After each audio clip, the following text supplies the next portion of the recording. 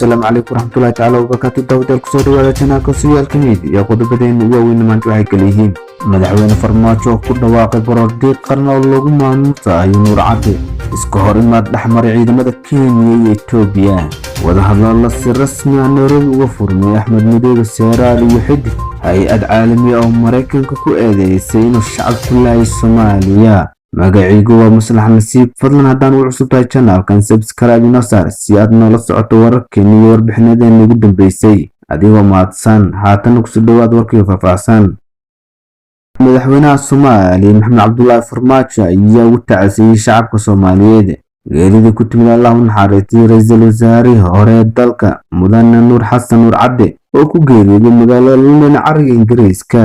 madaxweynaha ayaa xusay doorka weyn ee Nuur Cadde Allah u naxariistay ka soo qaatay dib soo kabashada dalka isagoo waqti adag u istaagay inuu ka shaqeeyo dowladnimada iyo samad bixinta dalkeena. madaxweyne Maxamed Cabdullaahi Farmaajo ayaa marxuumka ahaa halyeey qaran oo taariikhda galay tanaasul iyo nabadeen alla weydiiyay inuu fadhigiisa ka yeelo Jannatul Firdaws eheladiisa iyo saaxiibadiisa uu ka siiyo samir iyo iimaan. Nuur Cadde ayaa ahaa ra'iisul wasaaraha dowladda ku meel gaarka ee Soomaaliya intii u dhaxaysay November 2007 ilaa 2009. Nuur Cadde ayaa waxaa sidoo kale lagu xasuustaa wadahadalladii nabadeed uu la galay isbahaysiga Asmara uu hogaaminayay Sheekh Shariif Sheekh Axmed taasi oo hogaamisay shirkii Djibouti ee madaxweyne loogu doortay Shariif Sheekh Axmed bishii Janaayo 2009. xiisada ayaa ka taagan magaalada Moyale ee dalka Kenya oo ku taala xuduudda dalkaasi oo la wadaago Itoobiya kadib markii ay israasaaseen ciidamada Kenya iyo kuwa Itoobiya. iska horimaadka ayaa yimid kadib markii Itoobiyaanka ay ka hor yimaadeen qorshe ay Kenya ku xidhan lahayd xuduudda si looga hortago faafitaanka cudurka coronavirus. dowladda Kenya ayaa xuduud u dirtay qandaraaslayaal si ay uga qadaan godad si loo joojiyo dadka soo galaya iyo kuwa ka baxaya Kenya. ilwaleedii ayaa wargeyska Daily Nation u sheegay in koox weysan oo Itoobiyaan ah ay rasaas ku fureen shaqaalaha Kenya isla markaasna ay gubeen taangi shidaal ah. ciidamada Kenya ayaa markaas kadib ka jawaabay rasaasta waxaana kadib labada dhinac ay iswadaarsadeen rasaas xooggan oo socotay muddo. sarkaal ka tirsan guddiga ganacsiga Kenya ayaa sheegay in koox ganacsatada Itoobiyaan ah iyo ciidamada amniga dalkaasi ay ka caroodeen go'aanka Kenya ku xirayso xuduudda. ilaa hadda ma cadda in dadka ay wax ku noqdeen rasaasta ay iswadaarsadeen labada dhinac.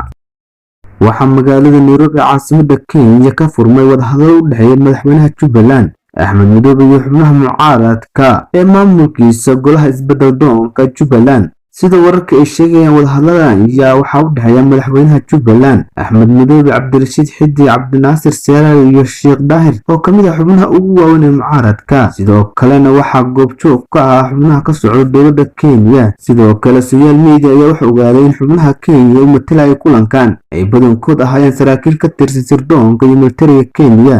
wadahadaladan oo qodobadii ugu horeeyay la isku fahmay ayaa la filayaa in la dhammaystiro maalmaha soo socda waxaana la soo saari doonaa warmurtiyeed ku aadan waxyaabaha ay ka wada heshiiyeen labada dhinac. bishii Agoost ee sanadkii hore dib u doorashadii Axmed Madoobe ayaa mucaaradka u weyn gudaha kala kulmay waxay ahaayeen Cabdirashiid Xiddig iyo Cabdinaasir Seeraar kuwaas oo iyagana iskood kismaayo ugu dhawaaqay in loo doortay madaxweynaha Jubbaland.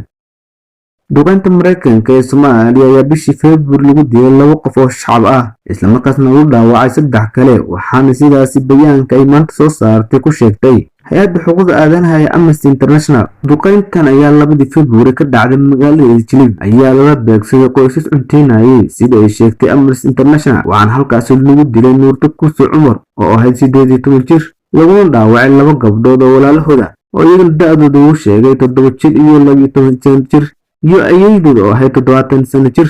sanadkii tegay Amnesty International ayaa soo saartay warbixin ay ku tuhmayso 5 duqeymood oo Mareykanka ay ka fuleen Soomaaliya 2017 iyo 2018 oo lagu dilay 14 qof oo shacab ah.